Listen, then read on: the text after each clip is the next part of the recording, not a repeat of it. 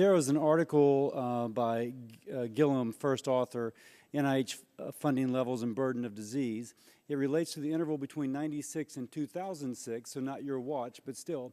And it speaks about how in 96, only about 39% of the variance between what a disease, if you will, is funded relative to its disease, disability-associated life years, et cetera, was explained by objective factors.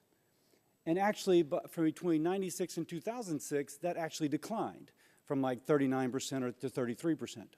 On your watch, can you tell us that there is now a better correlation between how diseases are funded relative to their impact upon mortality, morbidity, disability, et cetera? Because I'm looking at your website, it's very difficult for me to figure out if that is the case or not.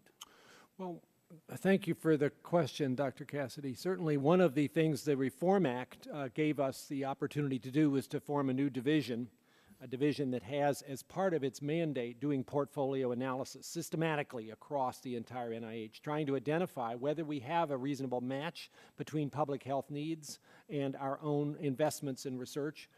And we now have more tools to do that, certainly, than they did in 2006, especially now that all of our grants are online and you can compute on them and see what they're actually covering. So we are looking at that with more capability and more intensity. Now, can I interrupt just for a second, because time's so limited, I apologize. Yes. When I look at the funding back in 2006, where, for example, AIDS, HIV, particularly if you had pediatric HIV, incredibly important disease, is getting far more than ischemic heart disease, even though ischemic heart disease is the leading cause of death. And obesity, which you mentioned in your written testimony as being so important, affecting 30% of our population, is, I think, 40th in terms of the ranking of your priority as you have it listed. Now, there's some double counting, so maybe it's higher, but it's like, I think, $800 million a year versus $2.5 billion. So it seems, since that was also in 96 and 2006, its relative ranking, has there really been that much change? There has probably been a little, but let me say, I think one needs to be careful not to have this kind of analysis based on dailies be the sole way in which decisions are made about research opportunity. In addition to public health needs, there are circumstances where science provides lots of opportunity for things to go quickly, and others where simply throwing money at the problem, there's no great new idea. But there's no way to know that previously, right? There can be a paradigm shift, and so suddenly what seemed like throwing money is opening a door. Well, right. So there is a connection there. That analysis, by the way, seemed to indicate that Alzheimer's disease actually was getting the kind of support that maybe it should, and I think I would... No. What I see on Alzheimer's disease, when I just looked at it, and again, you mentioned that in your written testimony, it is really way down there in its funding. I had it written down someplace, but in my mess, I can't tell you. But it was really, I was struck how low the funding is relative to its potential burden. In that regard, as you know, and this may come up in other speakers, certainly Alzheimer's has emerged as a scientific opportunity in the last few years, and everybody would agree as a major public health initiative. So we have made significant new investments in the current fiscal year of an additional $50 million for Alzheimer's. But relative to its overall burden, $50 million is nice in an absolute number. Man, I wish I had $50 million.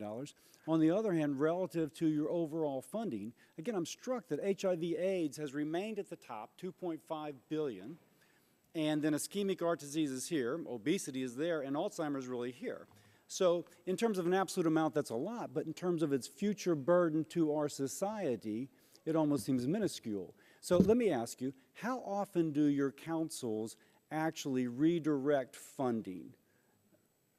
That's their job. So but every do they time do the it? Council meets, they look at the grants that are in front of them, they decide what new requests for applications to approve. That's their job. But how often do they do that? Oh, the NIH councils are looking at new requests for applications which steer money in a new direction every time. So if I were to look at time, at your funding over time, I could see between these different categories that there would be a significant shift between funding levels? You would see some shift. Again, it would Now, not be solely driven by dailies. It would be driven also by scientific opportunities, and some of those don't match, as we just said a minute ago. But if the correlation was 33% in 2006, is that correlation better now? Do you follow what I'm saying with disease burden, et cetera? Because scientific opportunity is frankly inertia to a certain extent. So this is what we've always funded. They've got a lab set up, and we're going to continue a grant. It may be I'm out of time. We got to vote, but I'll submit that for the record. Thank you. Thank you very much. Chair, thanks, gentlemen. We are being called to vote on the floor with